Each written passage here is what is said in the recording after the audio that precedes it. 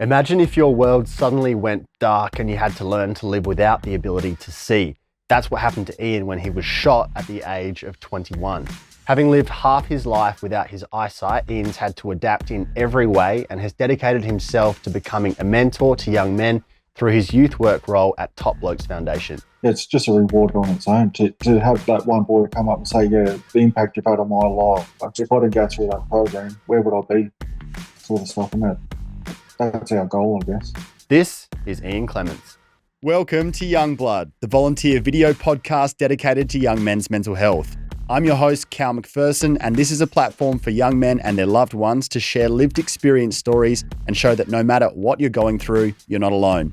Suicide is the number one killer of young people, and changing that starts with speaking up. So let's do it. This show touches on some tough topics that may provoke strong emotions. If you find anything in this chat distressing, please do whatever you need to do to look after yourself.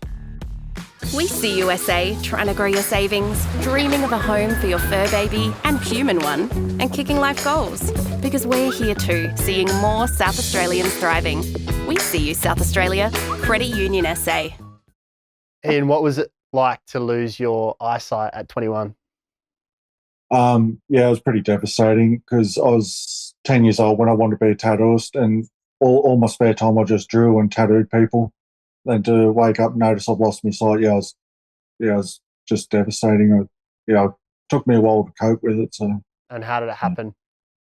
With a gunshot, went through my left eye, front lobe brain, right optic nerve, and out the right temple. And when that happened, how long were you in hospital for? I was in a coma for about 3-4 weeks. Then got out of that. They still had to do different procedures. So I got shot in June, got out of hospital mid-September. So what's that, 2 months? And what was the context around you getting shot? In regards of? Like, why did that happen? Oh, it's just an argument with a person. Like a domestic violence incident? Yeah. When did you realise that you weren't going to be able to see? It wasn't. I was in hospital and I couldn't understand because I was on all the medication, like painkillers, so I was pretty stoned, and I couldn't understand why they said they had to remove my eye. And then once I sort of come more clearer, I'm like, oh fuck, I've been shot, shit, and it's also come back to me, and yeah, I was just devastated because I was only young. And did you have your memory of that incident, or was that gone? No, I was having flashbacks, and I was because I got PTSD from it, so I was having nightmares about that night, just playing over and over again, and I'd wake up thinking it just happened, and it's shit. Yeah, that's terrible, mate. I'm so sorry. How did you respond to living with a disability early on? Well, I was still in hospital when I realised I was only young and I can't give up and I need to keep going. So I was pretty resilient from the start, and I just got out of hospital and just thought I need to do something. So that's when I started doing mentoring.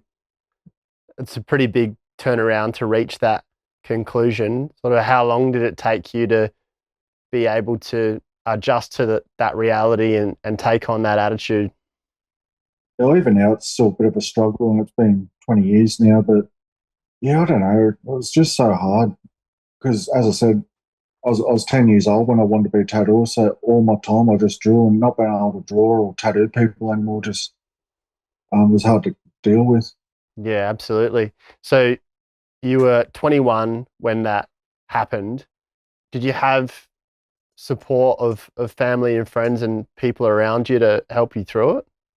Yeah, I had pretty good support with my mum, my dad, my brothers, and a few close friends. What was your experience of mourning the life that you had before? To start with, it was upsetting. Like I'd get really upset and cry about it, but just had to keep going on and just realised that that's not the life I'm going to have anymore. So I just had to put it behind me. What help did you have in being able to move through that? So I got help from a social worker that come out and helped me out, and he's the one that was prodding me to get out and do some voluntary work, just to get out and about and socialise. And Also got support from Vision Australia and the Guide Dog Association to teach me the life of a blind person. So that was pretty helpful. What did you go through in the process of adapting to being blind? Like, can you put us in your shoes to wake up one day and not have your sight and then have to adjust to living in this world? Well, it still gets frustrating now. I'll be walking around, run into a shut door or run into a bench. And so, well, even though it's been a while, I'm still learning. And there'll be times I'll get up and go do something. I'll sit down. I can't do that. Like, there's just no way I can do that. I can't see. So, yeah, I don't know. I guess it's like most disabilities that you have good days and bad days. What about getting around, navigating your way? What goes into that? Yeah, well, when I first started working with guide dogs, so I got taught how to use a long cane. So I was getting from A to B with a cane, but then I enrolled into a TAFE course and got eligible for a guide dog. So I got a guide dog when I get in back in 2012, and that made it a lot easier. So I was getting from A to B a lot quicker than I was with a cane. There's been a few times I get disorientated and lost, and I just get my phone out and get me back on track. So how does your dog help you get around? So he'll go through training as well. So if I've got to go to a new destination, say a new TAFE campus or a new workplace, the guide dogs get on board and find the safest route. We go over that route like 10 times, then start doing it independent with my dog. Then he just gets me there. So you're getting around everywhere on foot? Yeah, most of the, unless it's long distance, I'll get like support workers to drive me to long distance appointments or whatever.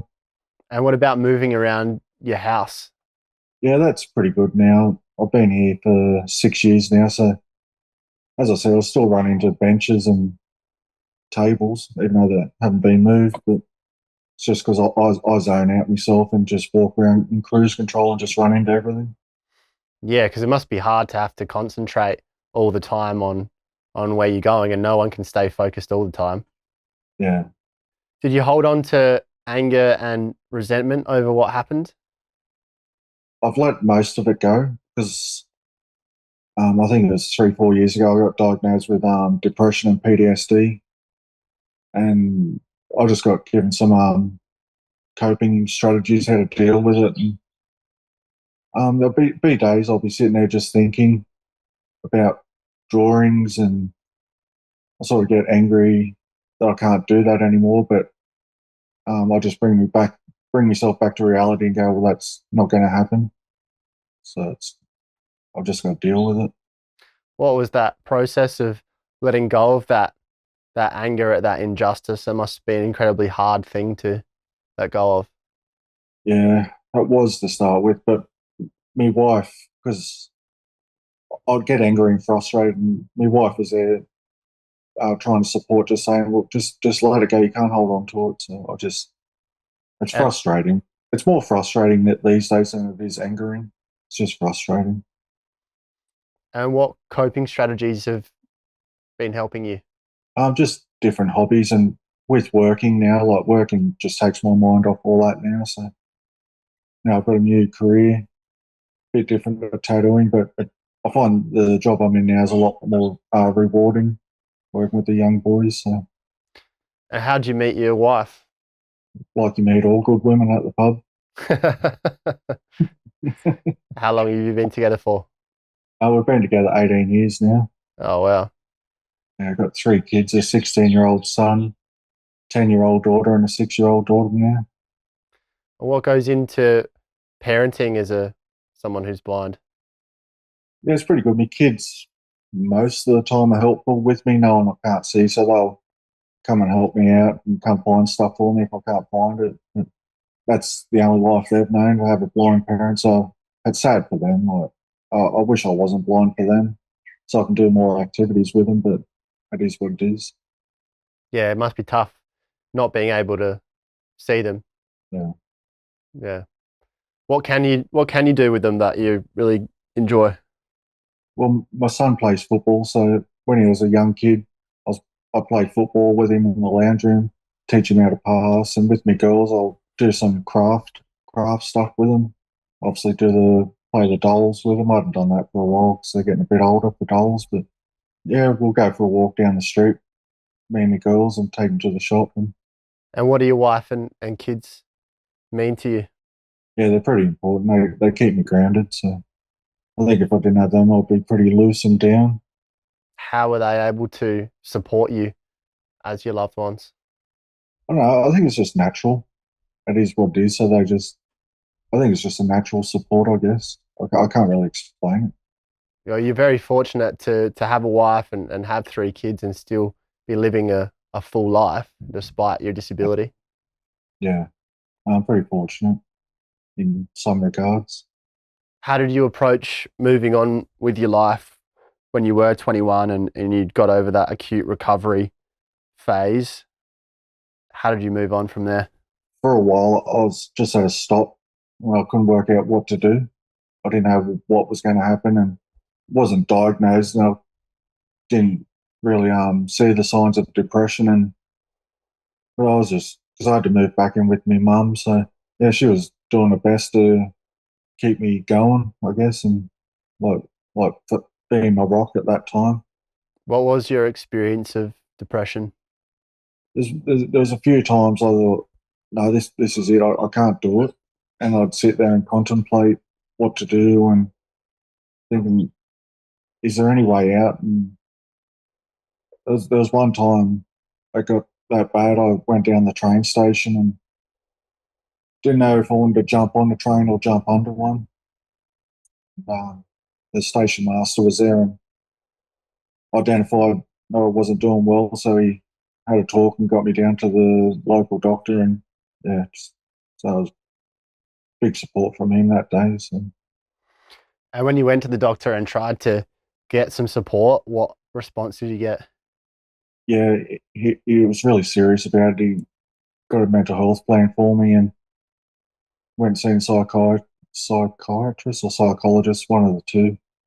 And he was really good, and he's the one that diagnosed me with depression and PTSD. Because I didn't realise I had it. I was just living with it until I was diagnosed. I'm like, yeah, this is shit. So once identified to me that I had them, I knew what I had then. But not knowing what you had is a bit hard. Yeah, absolutely. When there's things happening to you, you don't understand why it's happening. Yeah. And what about the PTSD? What sort of symptoms do you experience with that? Just nightmares. I haven't had one for a while, but I'll have really bad nightmares and with different events that have happened to cause the PTSD, and I just wake up in. There's been nights. There's a few nights I woke up screaming, and my wife's got to calm me down and get back to reality. It was all a dream, but yeah, I just get my PTSD through nightmares. Is there anything you've been able to do to improve that? Yeah, the psychologist said that when I'm awake, either touch my bracelet or my watch and just say to myself, you're awake, you're safe. So when I do have a nightmare, just put my hand on my wrist and I'll feel my watch on my bracelet and it's automatic. Yes, you're awake, you're safe. Or just feel my surroundings, like it might touch my bedside table. Okay, I'm at home, I'm okay, it's all a dream. Just grounding yourself. Yeah. So, when this happened 20 years ago, it's a long time. What's Yeah. your mental health journey been like through those decades? More often it's been good, but yeah, I will get rocky and don't know what's going on. Because I know I've got it, and if I feel like I'm having an episode, it's okay. Just all good. It'll pass over, sort of stuff. And what about depression? Like, have you found that you've gone months and years generally feeling good and happy and then have a dip, or is it more regular than that? No, about 95% of the time I'm fine. I'd just be on different anniversaries that pop up that sort of get me down.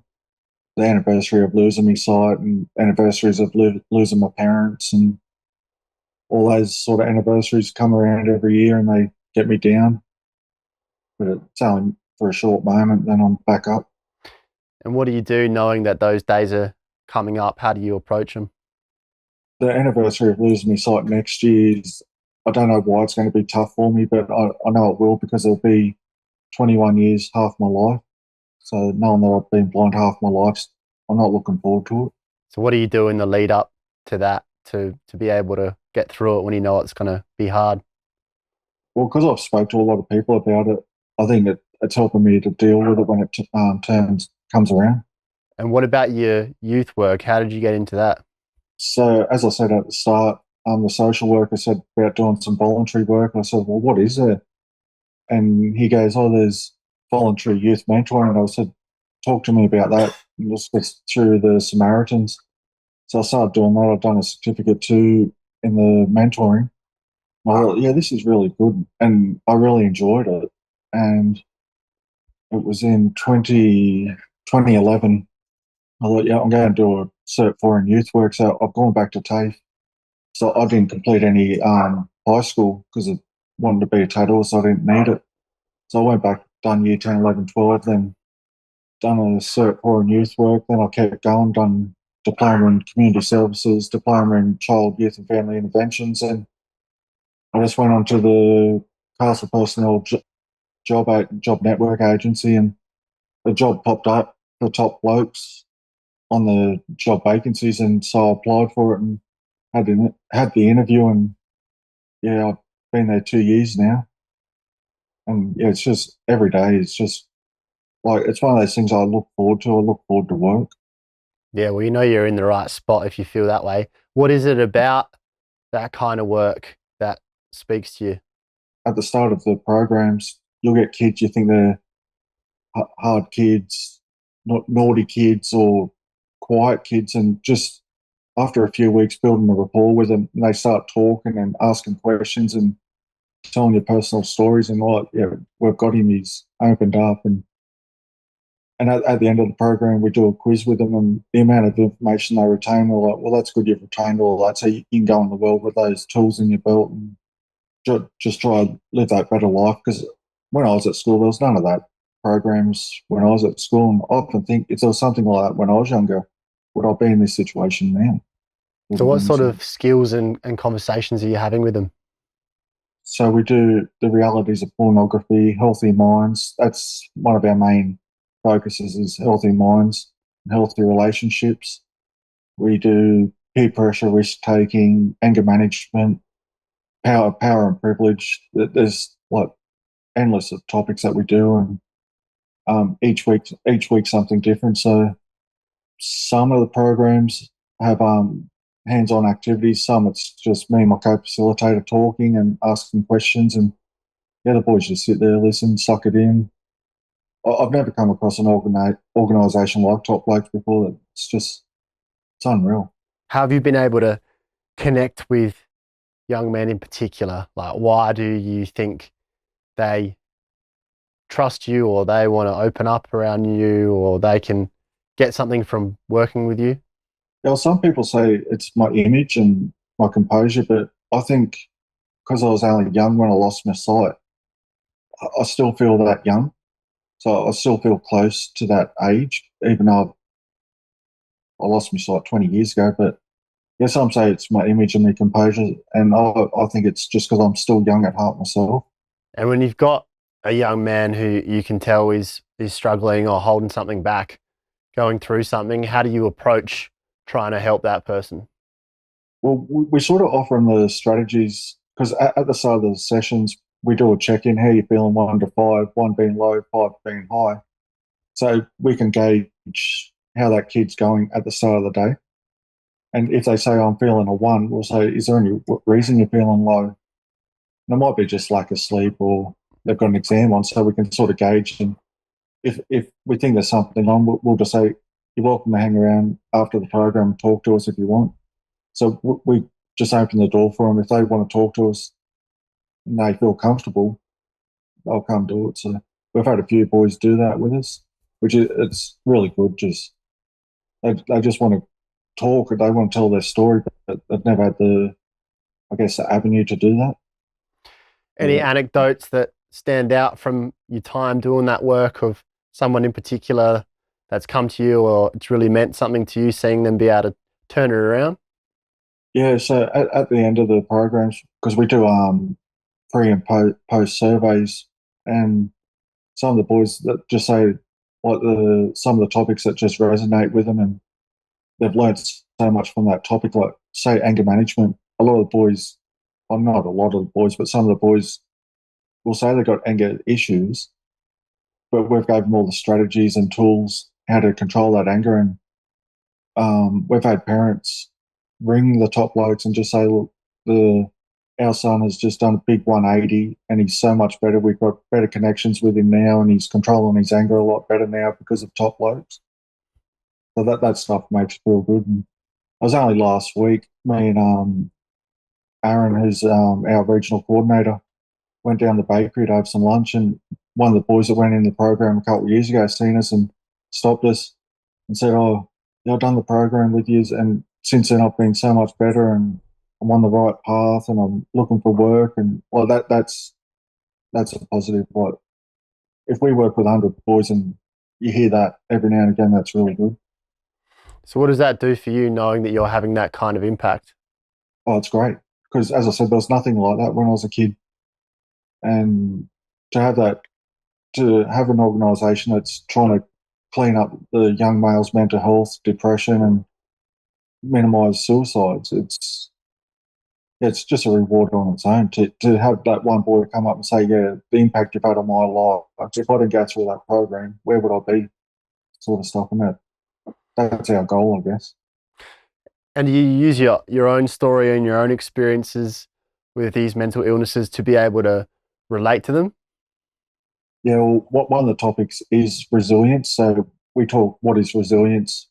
Are you born with resilience? Then once we get mid-flight through the program, I'll talk about my resilience, how I was this person, I could see I wanted to do this, do that. That was all taken away. I had to keep going. So yeah, I'll just talk about my resilience. And some of the boys go, wow, like really, like he's a face-to-face resilient person. I know sometimes the story's a bit hard for the kids, but that's life. When I tell my story, the boys that come up after the program and shake my hand and thank me for sharing my story, that's pretty good. What impact do you think your approach to living with your disability has on them when they hear about that story and they get to know you? I guess they just look at whatever cards you get dealt in life. You don't have to play them cards. You can trade them in and get new cards, I guess, if that makes sense. Well, I'm sure they see that you've dedicated your life to being an example and a role model and someone who's getting up in the morning to go and help people despite this great injustice that's been done to you, and somehow being able to find the positive and living this full life that you live despite all of that. And I think it gives people the impression of, well, you know, what's my excuse if Ian can do this and he can come here and have a smile on his face and make an impact, then why wouldn't I? No, that's pretty true, yeah. Yeah, I guess the boys do think that. As I said, a few of them come up and thank me and sort of just say, wow. What's your impression of what young guys struggle with most in this day and age? I think it is mental health, and I'm trying to put my finger on why it's so high. And is it social media? Is it influences? And when I was a kid, I was out the bush all the time playing, and I just find the kids are inside too much. I don't want to sound like that old person down the pub, but yeah, I'm trying to put my finger on why the mental health is so high these days. I just can't work it out. And when you say mental health, like, what are you seeing most commonly in these boys? Is it symptoms of depression, anxiety, suicidal tendencies, sexual health stuff? What kind of? Yeah, it's more like the anxiety and social anxiety, which leads me to believe that they're not socialising. They're only socialising at school, not out of homes. That's just my speculations. I haven't looked into the statistics on why. And what are they worried about? What do they share that their anxieties are based on? Yeah, they don't really share much on their mental health. But some of the boys will say they've got do have anxiety, but in the class it's not apparent. So they're good in class. So I'm not sure what they're like in the outside world, out of school or out of home. So I'm not too sure. When you're working with them across all these different topics, what are you aiming for? Like, what's success look like to you in that environment? Just for the boys to know that there's support and help out there. So so when we do Healthy Minds, we talk about feeling depressed versus having depression, and feeling anxious to having anxiety. So we tell them we all feel depressed, like we lose a pet. That's understandable. But if you feel like that for 2 weeks for no explanation, go seek some help. And so that as I said, we're trying to fill their tool belt up with all these tools for life, so they can identify stuff themselves and go, okay, well this might need some help. So we tell them like Kids Helpline and the GP and school counsellors, go see them if you need support. And I'm pretty sure some of the boys have reached out after we've gone through the school. And what do you think about the importance of skilling young men up around all these emotional stuff, the mental health side of things? Because like you said, it hasn't been commonplace at schools throughout history, which has just been largely academic focus. Why is it important to do all the emotional stuff as well? Just so they can regulate those emotions, I guess, instead of lashing out or walking away from the issues. Because with some of our program topics, with the practicals, they're good analogies on them. So with the anger management one, we have a glass skull, and we've named him Bob. So we get the boys to pour some red vinegar into the skull and just say something that's made them frustrated or angry that week, and we fill Bob up with all these problems. Then and we put a bit of bicarb in, then he erupts. So the analogy for that is everything bottles up, and once it gets to the top, you explode. And we want to give you strategy so we're not filling Bob up with all these problems. And I think that's one of our most successful programs is Anger One, because a lot of boys love that because it's a visual, it's a practical, and the strategies we give them. And some of the boys, it's really unreal. We'll say, what strategies do you think you can control anger? And some of the boys are already doing them, like breathing exercises and exercise. And so it's pretty good to hear. Do you think young men are more switched on and more aware than they get credit for? Yeah, no, they are. They're switched on. They can identify it. I think a lot of them are just scared to speak up and express their feelings in case they're deemed weak, or I don't think they feel comfortable, especially in some rural towns. We've been talking about this for a long time now, though, especially in a lot of volume in the last 5 years in particular around mental health, and we see a lot of it. We see athletes and artists coming out and speaking about it, social media influencers. Do you think there's a shift happening where young guys are becoming more comfortable over time to be able to do this, or do you feel like it's sort of staying stuck? No, it's progressing. It's a lot more help out there, and it's more not normalizing it, but there's so much publicity about mental health and all the help out there. So, because again, like when I was younger, you never seen ads for depression and mental health. There was none of that around, so it was just swept under the rug to say, unless you had someone that could identify and say you need help. So yeah, I think with all the influencers, the artists and the actors and the sports people, I think they're doing a great job on spreading the word.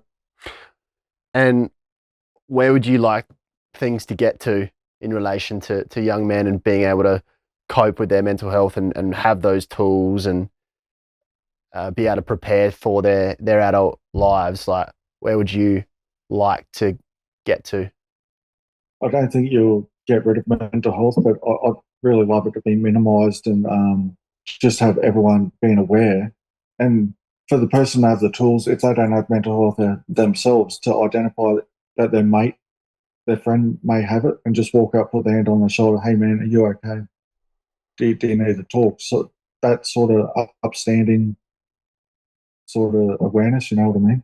Yeah, and I think also the understanding that mental health is a spectrum that we're all on, and even if you're doing fine at the moment, there'll come a time where you're challenged just because life happens, and being as prepared as you can to be able to cope with that and help others through those times when they come. How good are you at practicing what you preach? No, I'm not too bad. One of my strategies when I can feel I'm getting a bit frustrated, angry, I'll sort of take myself away from the situation, and you know, I love listening to music, so I'll come listen to some music and just get in that zone where it's the music's took over, and I'm just in that zone of listening to music and sort of get back to the base level, and I can re-enter and sort of not explode. I hate exploding. What kind of music are you listening to get into the Zen mode? It's weird because it depends on the day. More often than not, heavy metal or hard rock. To relax? Yeah, it's weird because I listen to the lyrics, and I can feel other people's pain. It makes me feel. I don't know how it makes me feel, but I just feel like there's other people feeling the same, so that's okay. It's normal to get angry, but it's normal to get angry, but the behaviours, the actions are not normal. So that's I'll just sit there and I will tone it down, go from say a heavy metal song to some hard rock, then might drop it down to a bit of what do you call it, sort of indie folk. It's a way of getting the emotions out without reacting. Have you got any of the kids onto the heavy metal? It's a struggle. I tried getting my son into it, and he's into today's rap music, so I failed there as a metal. But no, some of the so the metal bands I'm into, the boys haven't even heard of them. Some boys say they like some heavy metal, but whether it's heavy metal what they listen to, Yeah, listen for another. it's a bit of an acquired taste. Yeah, What do you think about the role models for boys out there? And we hear a lot in the zeitgeist about the manosphere, and toxic masculinity gets thrown around a lot, and all this sort of fear mongering around the people that boys are modeling themselves on, and how dire that is. What's your opinion on that? yeah. I'm not a big fan, especially with some of the rap music. I know the rap music was the same when I was younger. Yeah, I don't know. They see a fair bit on TikTok as well, and yeah, because talking about masculinities, that's another topic we do at Top Blokes, redefining masculinities, and it's a good program that we do, because when you watch movies or listen to music, the man's supposed to be big, tough, valiant and all that. Well, no, you don't have to be like that to be a man. That's not what masculine is. So yeah, we're trying to stomp out all the stereotypes of masculinities around. So what's it like being you now at this point in your life where you have been doing this work for years, and you are having this impact? Yeah, I'd say I'm the happiest I've been in quite a while. I, I'm always generally happy, telling jokes and laughing, and love hearing people laugh. But with work, to be honest, I don't know where I'd be if I wasn't working. Because when we go on school holidays, I sort of get that the down feeling like, oh man, I'm not working at school holidays, but I get excited when work's coming back up. And I'm pretty fortunate to have a job where I wake up in the morning and be excited for work. And what does it do for your perspective? That's got to be a big part of why you get excited, like being able to focus on helping other people, taking the attention off yourself. Yeah, it's just good going into class with the boys, because majority of the boys are really good boys, and you have a bit of banter and a bit of laughter and make the topics fun. And I guess I just look forward to going in because I love socialising anyway. But to go into the workplace with me co-facilitators and hang out with the boys and just talk, I don't know. It's just, as I said, it's unreal. And given that you do live this life that you enjoy so much now, and you have found that, what's that done for your ability to be able to let go of that resentment and the disappointment around not being able to do the tattooing and live that other life that you were planning on living? I think because I'm almost certain Top Blokes have helped me so much because I didn't know my tool belt was pretty empty before I got into Top Blokes, and I filled my belt up with all these other tools that I never knew of, and so teaching the boys, I'm learning myself.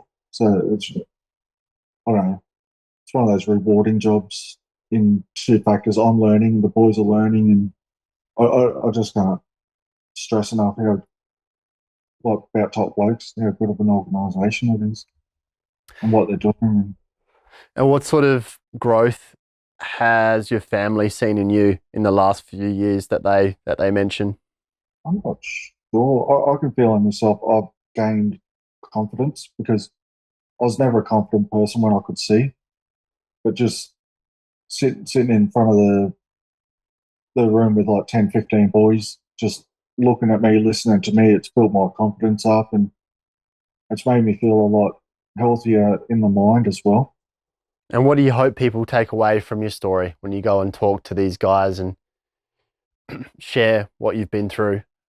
I just love to just fill them up. Because as I said, you're not born with resilience.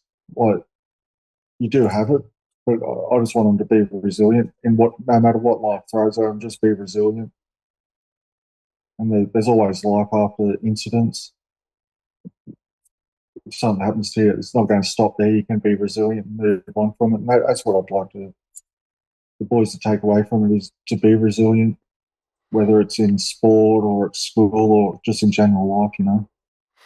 And what about for those who might be struggling with depression or PTSD and been through something awful and are where you were many years ago and not sure how they can keep going forward? What would you say to them?